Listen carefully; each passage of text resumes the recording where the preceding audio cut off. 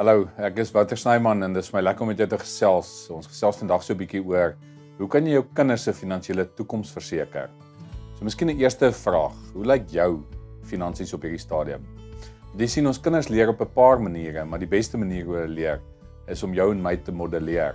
So die eerste plek waar jou kinders gaan leer rondom finansies is dit wat jy doen. Dit wat jy sê en ook dit wat jy vir hulle wys.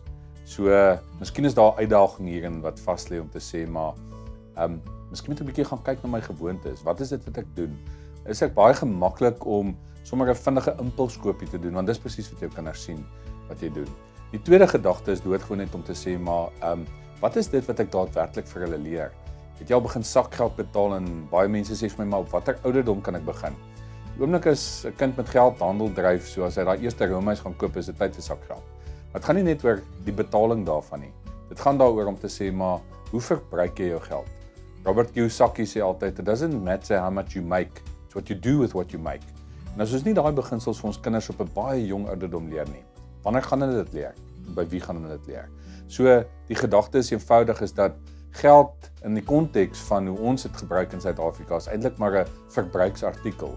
So ons het hierdie verbruikersmentaliteit, as ek geld het, moet ek dit uitgee. Jy sien as ons kinders net een gewoonte kan leer en dit is dat daai geld eintlik 'n beleggingsmentaliteit moet hê. As ek 'n geldjie in my hand het, al is dit R100, hoe kan ek dit gebruik tot my voordeel?